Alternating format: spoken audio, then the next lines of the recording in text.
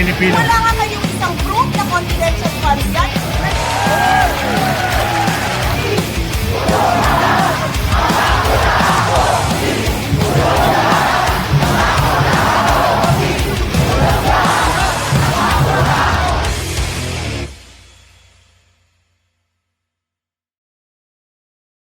Okay, magandang araw po sa inyo lahat. Ako po si Christian Esguera and welcome po sa ating special Facts First episode ngayong araw po ng linggo, January 11, 2026. This is a recorded episode and of course, meron po tayong importante pag-uusapan kasi meron pong balitang bumulaga recently kung saan di umano nag-recant na raw itong kabilang doon sa tinatawag na quote-unquote DPWH boys. Ito po yung mga kabilang doon po sa District Engineering Office dyan po sa Bulacan na nasasangkot po dito sa malawakang korupsyon sa pagdating po sa mga flood control projects. And according to a lawyer of one of the senators tagged in this scandal, basically nag-recant na raw yung tatlong engineers na yon. At kung totoo, ano kaya implikasyon nito doon sa mga isiniwalat nila sa Senado? In particular, doon po sa mga senador na kanilang itinuro na di umano'y tumanggap ng komisyon bilang bahagi ng flood control projects.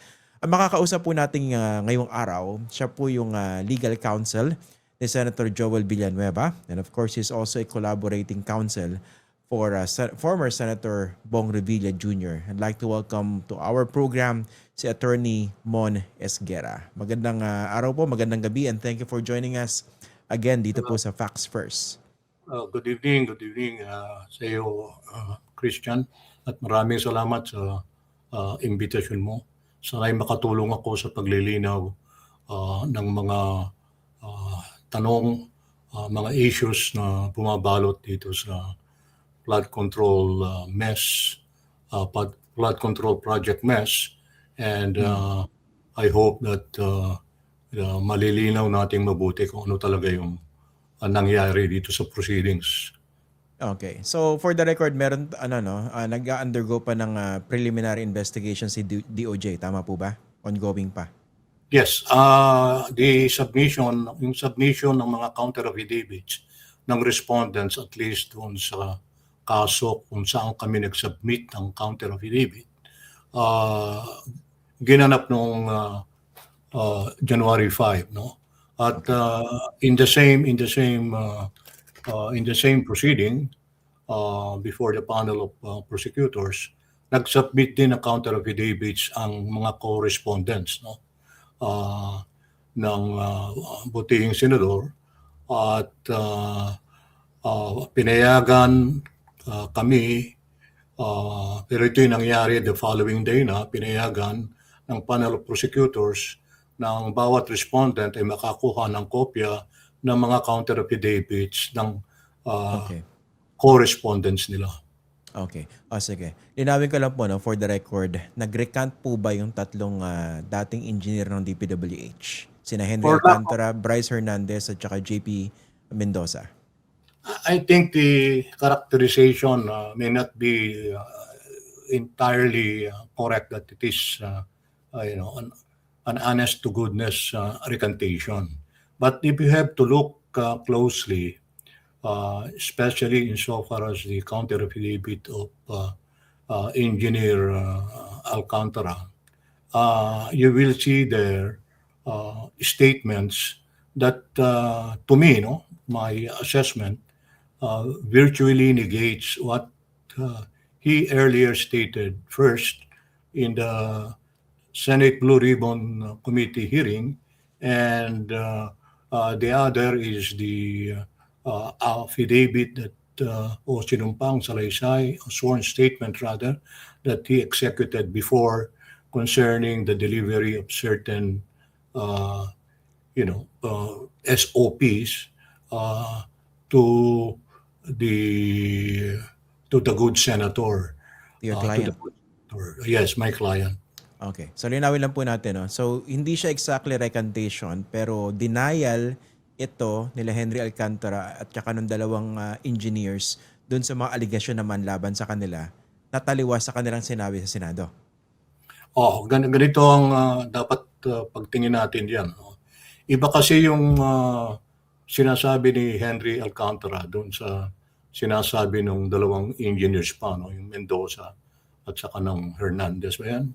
Bryce Ngayon, Hernandez.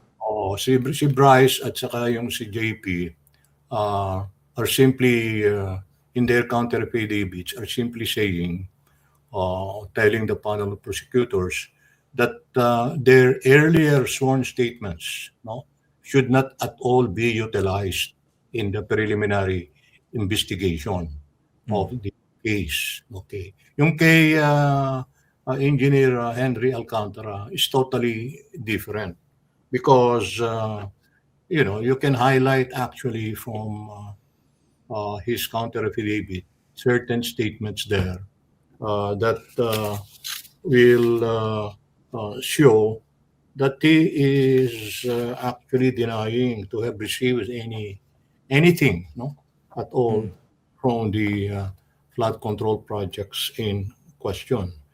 In fact, one statement of his, and I think this is in paragraph 45.2 of his counter affidavit. Sabi niya, in this case, no witness states that I facilitated any payouts.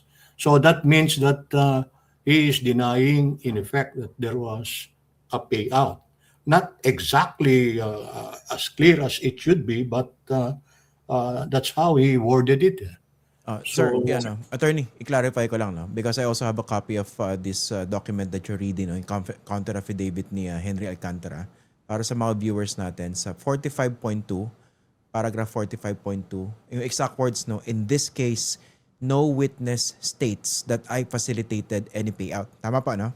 ikaw, correct. Okay. Kaso paano po ito ibabangga doon sa kanyang testimonya sa Senado kung saan tinuro niya na si Joel Villanueva na nagbigay daw siya ng pera? Yung konteksto kasi ng pagsasabi niya doon sa Senado, you remember that he underwent some form of cross-examination by Senators Bato de la Rosa and Jinggoy Estrada.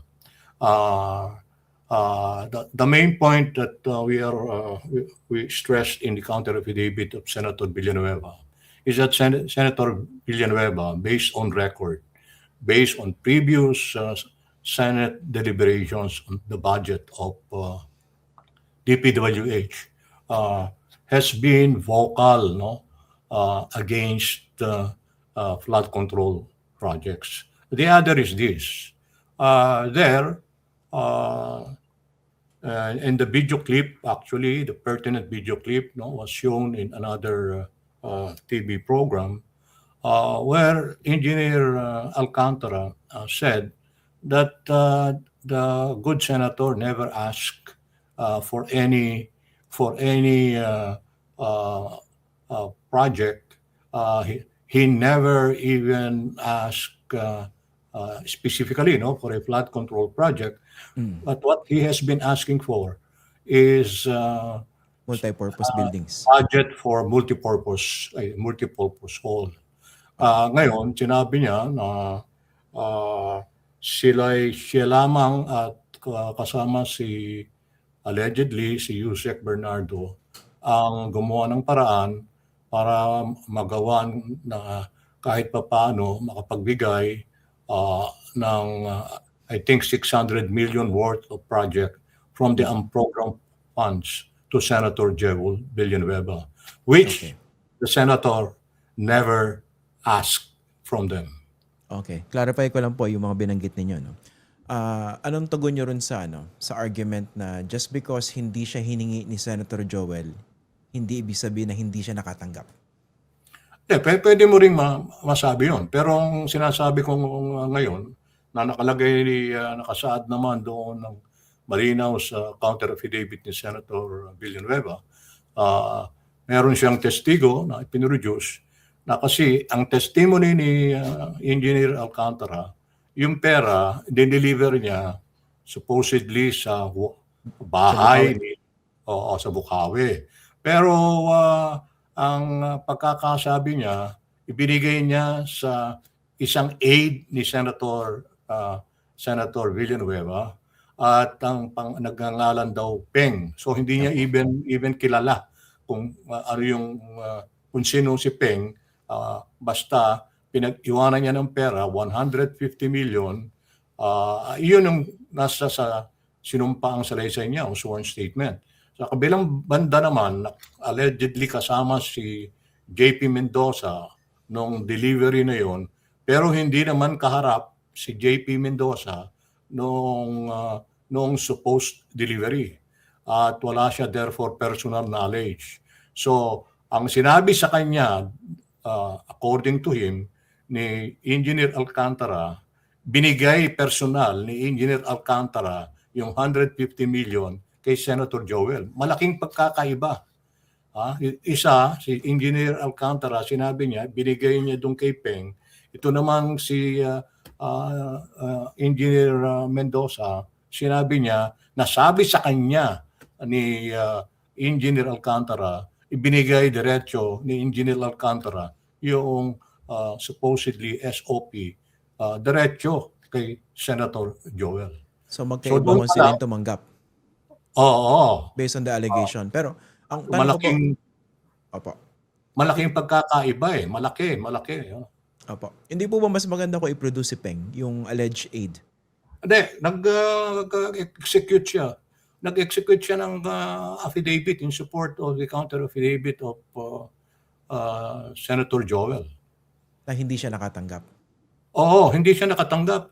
Wala siya doon sa lugar na yon, sa nasabing date, sa nasabing oras na binabanggit ni Engineer Alcantara. At yung may hawak ng susi, na naging testigo rin namin, yung susi ng compound, yung susi ng actually mga container vans lang yon, parang ginawang watering hole, no? Parang halfway house na malapit sa Philippine Arena. Ang sinasabi,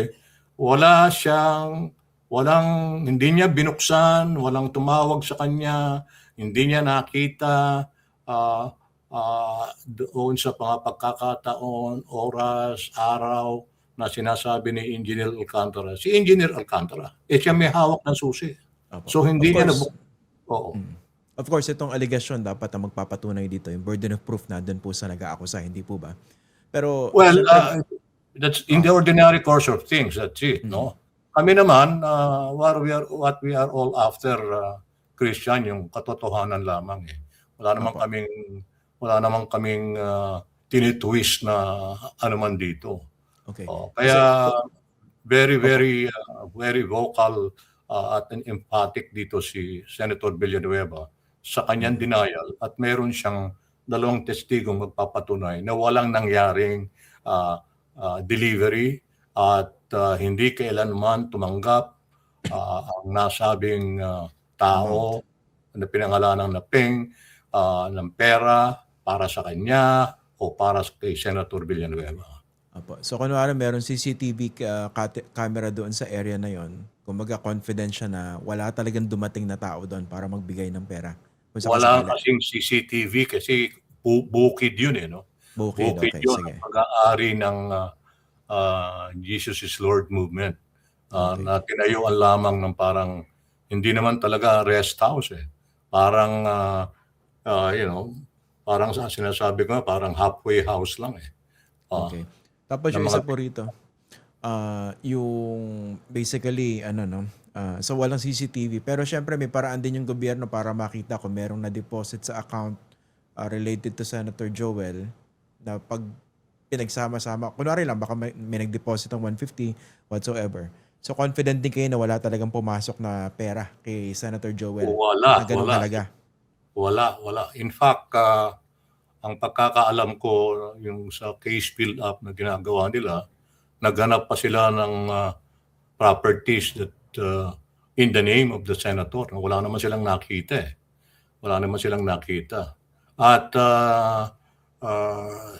in short, malinis eh. Kasi walang trace of any money na talagang pumasok kay Senator Villanueva or in any of his bank accounts or any of his relatives, no? Opo. I'll just play devil's advocate po. No? Kasi pinag-uusapan natin serious ang allegation kay Senator Joel. And of course, rightly so, dinideny niya ito. Pero kung ako rin tatanggap ng ganung pera, syempre, kung sakasakaling tumanggap ako, itatago ko naman yun, diba? Hindi ako bibili ng property under my name. I would find a way para linisin yun. Hindi po ba? Well, Maghanap ako ng mga dummies, ng mga front. That's theoretically a possibility, Christian. No? Wala naman duda doon. Pero ang titingnan mo nga rito, yung circumstances of what actually happened. Kasi mahirap mag-speculate eh. Mahirap mag-speculate. Kasi ang nangyayari sa atin, nag-deliver talaga. Natanggap ba talaga? Yun ang susunod na question. Diba? So, yung pagpapatunay kung natanggap ni Senator Villanueva, eventually, yung ipinadaan supposedly sa isang nagngangalang Peng, natanggap ba niya? Walang ebidensya doon. Opo. Walang ebidensya doon. Yan. Understood. Siyempre dahil criminal proceedings yung hinaharap dito, no? Kailangan talaga very very rigid, no? Nandun dapat talaga yung mga ganyang detalye kung para mapatunayan o ma-dispel yung accusation. Napag-usapan niyo po ba ni Senator Joel? Anong basa ninyo, no? Why of all senators siya yung tinuro nitong si Henry Alcantara? Bakit siya ang itinuro? Opo. Why of all senators? Well, pareho silang taga Bulacan. Taga Bulacan. Ingat po, pero Si Engineer Alcantara somehow, if I remember it correctly, claims to be a friend of the senator, which the senator denies. Hindi naman sila talagang magkalapit na magkaibigan. Nagkataon lang na pareho silang taga Bulacan. Opo. Pero anong basa ninyo? Bakit siya yung ituturo? Well, alam mo, ang tanong nga dyan ng iba nasaan yung pera? Ba sila dapat kako makasagot niya kung saan nila dinala yung pera. Hindi, isipin mo na lamang, Christian, if you try to scrutinize the very circumstance of the purported delivery on the date, on the time mentioned, no, in that place that Engineer Alcantara mentioned, yung 150 million, gaano bang kabigat yun? Gaano bang karami yun? Ang sinasabi ni Engineer Alcantara, nag-iisa siyang nag-deliver. Hindi sinamahan ni JP Mendoza. Dahil si JP Mendoza, hindi pumasok. Nandun lamang siya sa labas ng compound. Alright. Ngayon, mabubuhat ba yung 150 million supposedly, I assume in cash, ni Engineer Alcantara para ipasok doon sa compound, ipasok doon sa container 1 at ibigay doon sa tao na nagngangalang, sabi niya yung nagngangalang Peng. Mabigat yun Kasi remember, ang aking sinasabi, kung gagawin mong, i-compare mo yung pagsusoli ng pera na 102 million yata in cash by Engineer Alcantara sa Department of Justice, ayon sa kanyang undertaking, commitment sa Department of Justice, 4 na tao ang natatandaan kong nagbuhat noong 102 million papunta nung isinurrender niya yung nasabing pera. So physically impossible for a single person to do that? Correct. 150. At saka walang circumstances, naka-box ba, naka-bag ba, naka-luggage ba, wala namang sinabing ganung detalye. Wala namang sinabi na nakuha niya ng litrato, kung meron man siyang cellphone na may camera, kinuna niya ba yung pagtanggap, para man sana may corroboration yung sinasabi niya. Wala hindi niya po yan. Pwede rin po kasi... Oo nga po. I understand. Pero hindi kaya rin yan? Sloppy affidavit. Kumbaga preparation of official accusations. I really do not know. I cannot... I mean, I'm just thinking out loud, no? Kasi pwedeng ganyan yan Pero of course, legally, makikitaan talaga ng butas po yan. Yung isa pa pong punto rito, no? So basically, sinasabi nyo, sa counter affidavit ni Henry Alcantara, dahil may mga denials na siya ron, nag-iba siya ng tono. So basically, this benefits your client, si Senator Joel, dahil parang babagsak yung argument against the senator. Ang tanong ko po rito, no, paano naman re-reconcile yung denial sa counter affidavit ni Henry Alcantara dun sa fact na nagsoli na po siya? Yung as a form of restitution. Well, Totaling 181 million. you're asking me to evaluate, the acts of Henry Alcantara. Ang unang itatanong mo doon, saan ba nanggaling yung 102 million?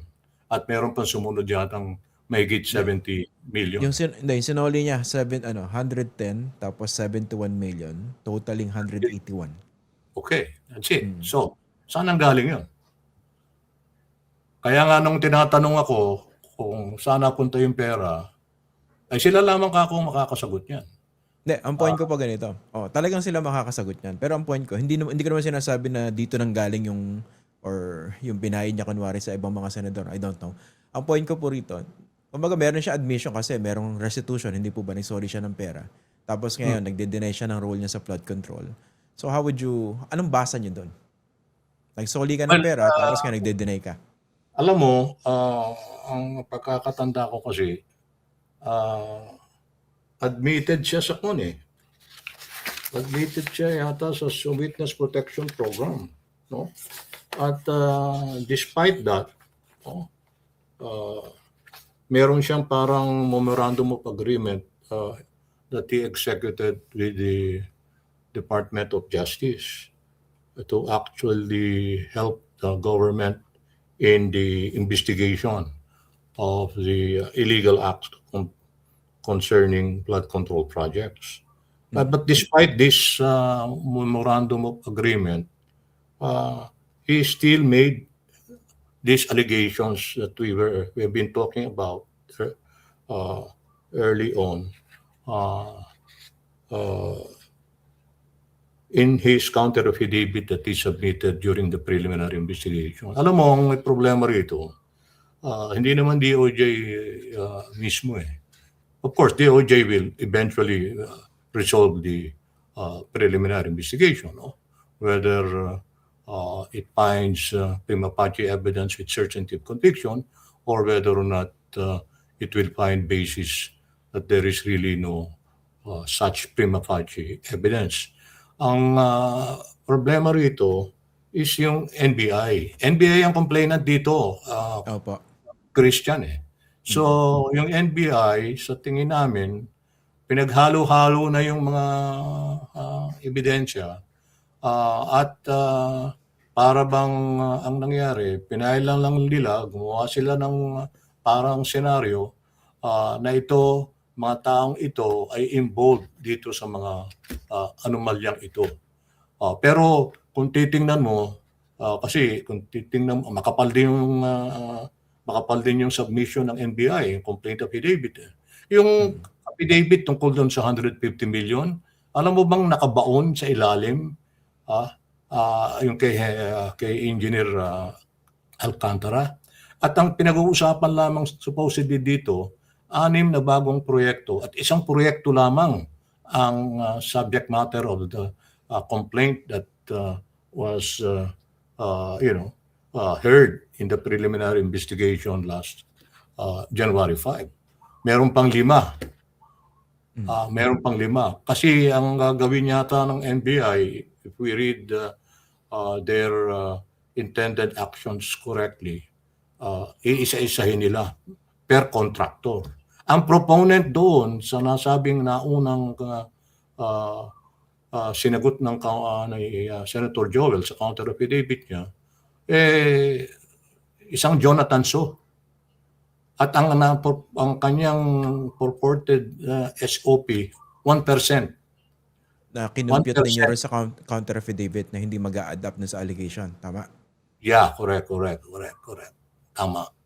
Okay. Dito, yung tinitingnan ko rin kasi dun sa counter affidavit ni Senator Joel, no? Binanggit niya na rin po kanina at inuulit-ulit niya ito, no, dun sa mga public pronouncements niya. Yung argument na paano ako ma-involve sa flood control, ako nga nagkukondena niyan. Why does that argument actually help his cause? I'm sorry? Hindi, yung the fact na in the past, he was condemning flood control irregularities. Tama po, no? Correct. Tama, Tapos tama. binanggit din po niya yan sa kanyang counter affidavit. Yes, Pero nga po, it's been, legally, how does that argument help his cause? well, meron bang motivation parang dinidisprove namin na may criminal, intent to commit the purported crimes that he allegedly committed, si Senator Joel. Paano naman mangyayari yun? Kaya nga sinasabi ko sa iyo, balikan natin yung mga Senate Blue Ribbon Committee hearing at doon lumalabas na base sa pagtatanong ng mga kasama niya sa Senado, I mentioned Senators Villanueva and, Senators Bato de la Rosa and Senator Chingo Estrada, na number one, na against the Senator Villanueva dyan sa flood control projects. Kaya nga sinabi rin mismo si Bryce Alcantara doon sa video clip na ipinilay sa ibang programa, where I also, was a guest. Sinasabi niya na hindi namin pwedeng ipaalam sa kanya dahil alam namin siya'y laban. Ayaw niya itong mga flood control projects. So walang alam si Senator Villanueva kung saan at para saan yung perang sabi nila ay ginawa na nila lang paraan para maibigay supposedly doon sa proyektong gusto niya. Kunwari sinabi ni Senator Joel, ayoko sa flood control. Sabi ng iba, hindi naman namin pinaalam sa kanya. Parang how does that exactly exonerate him? Yung argument na yun exactly. Well, what will exonerate the senator if we will be believed by the panel of prosecutors is that there is no evidence whatsoever that he received any The money. Okay. money. Yes, that's the focal that's the focal issue here. By the way po pala, kailan po ma-expected na ma-resolve na ito ng DOJ? Well, alam mo, tuloy pa yung preliminary investigation. I don't know kung ang NBI is minded to file a reply affidavit to controvert what the good senator stated in his counter affidavit. And remember, I mentioned to you that there were 6 other projects na mukhang itutuloy pa rin nila yung pag-iimbestiga dahil ang pinag-uusapan lamang dito sa yung submission ng September 5 sa counter affidavit ni Senator Villanueva, isang proyekto, 6 daw yan. 6. Ito 6. Ito yung nakalista sa counter affidavit po, no? Yes. Na ang sum total is 514 million.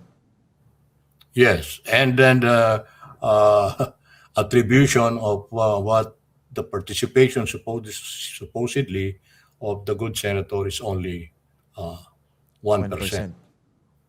Medyo maliit. Hindi ko, alam mo yan, medyo malaki o maliit. Pareho din yan kung talagang tinanggap mo eh.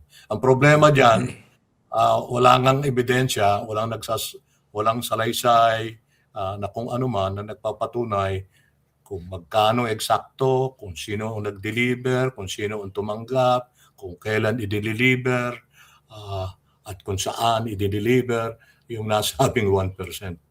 Okay. Finally, Attorney, given the facts that you know now, yung sagot ninyo doon sa mga allegation, how confident are you na malulusutan na ito ni Senator Joel? This very serious allegation. I cannot say that I am that confident. No? Kasi alam mo, may mga twists and turns ang developments ng kaso. Tulad nun, sinasabi natin, effectively, parang Engineer Alcantara disowned, his earlier statements given to the Senate Blue Ribbon Committee. his sworn statement about the delivery of the 150 million, etc. Okay, with the counter affidavit that he filed. Pero baka iba yung pagtingin ng panel of prosecutors eh. Hindi natin masisigurado. Ang amin lang kinakatuwa dito, kung titingnan mo objectively, pabor sa amin. Kasi dinideny niya any payout to anyone.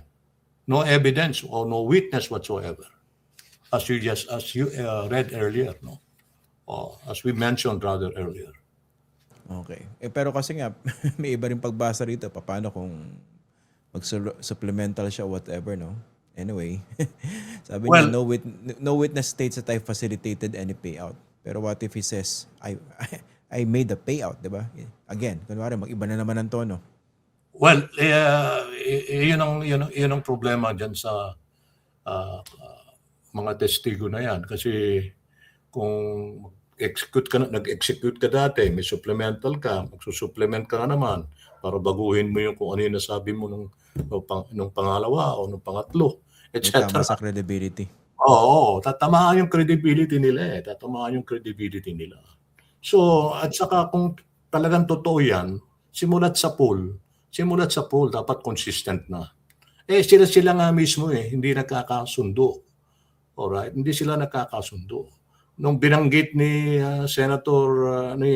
Henry Alcantara, Engineer Alcantara, na alam ni former USEC DPWH Bernardo, yung tungkol kay Senator Joel, dininay ni Senator ni USEC Bernardo. Right there and there during the hearing. Pero pero sir, kasi ang isang basa ron, nung sinusubaybayan ko po yung pagdinig na yon, di ba? Medyo marami-rami yung pagdinig yan eh. Parang sila nagkakapaan eh. Kakanta na ba ako? O baka naman pag kumanta ako lang, hindi po ba? So parang understandable na medyo may kapaan. Well, hindi ko, maaaring masabi mo yun. Pero ang sinasabi ko, kontra doon sa sinabi ni Engineer Alcantara, sabi ni Yusek Bernardo, outright denial. Hoy, wag mo akong isama dyan. Wala akong alam dyan. Wala akong alam dyan. No. Okay. Sige po.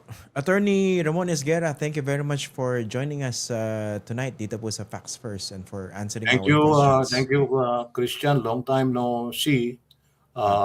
And then, you just keep well, stay well, and may God bless you always. Salamat. Salamat. Thank you. Yan po si Attorney Ramon Esguerra. Siya po yung legal counsel ni Senator Joel Villanueva. Okay? So, yan na po muna. Kita-kita po tayo sa susunod. By the way, baka makalimutan ko na meron po tayong mga babatian. Very interesting po itong development dyan sa DOJ, no? Dahil isa yun sa mga pagtingin ko baka naman hindi ganun kapulido o kalinis yung pagkakaprepara ng kaso laban dito sa mga itinuturing na big fish. Okay. Kung sakasakali, napaka-unfair naman po sa ating taong bayan kung guilty sila at makalulusot dahil lang dun sa hindi maayos na pagkakaprepara ng reklamo o kaso laban sa kanila. Okay? Of course, these people still deserve the benefit of the doubt. Pero kamukat-mukat natin, baka po walang mapanagot dito Dahil clearly established po na talagang pinaghati-hatian po ng mga mandarambong itong bilyong-bilyong pisong pondo galing sa atin para sana sa flood control projects pa lang. Okay, bago po tayo magtapos, meron lang po tayong mga babatiin ng maligayang kaarawan. Of course, belated happy birthday dito po sa ating kaibigan at personal trainer sa gym. Although matagal na ako hindi nakakabalik. So anyway, binabati po natin si Mark Reyes, si Coach Mark Reyes ng Underdog Fitness. Tapat lang po ng ABS-CBN yung kanyang gym, no? Medyo matagal-tagal na ako hindi nakakabisita dahil medyo malayo-layo po tayo ngayon. Okay, and of course, binabati rin po natin ang belated happy birthday. Isa po sa mga matatalik na kaibigan din po natin si Ayesa, si Aya Peredo. Yan. Happy birthday sa'yo. Regards to you and of course kay Attorney Eldrick Peredo and the rest of the family. Okay? Yan na po muna. Magandang gabi po sa inyo lahat. Ako po si Christian Esguerra.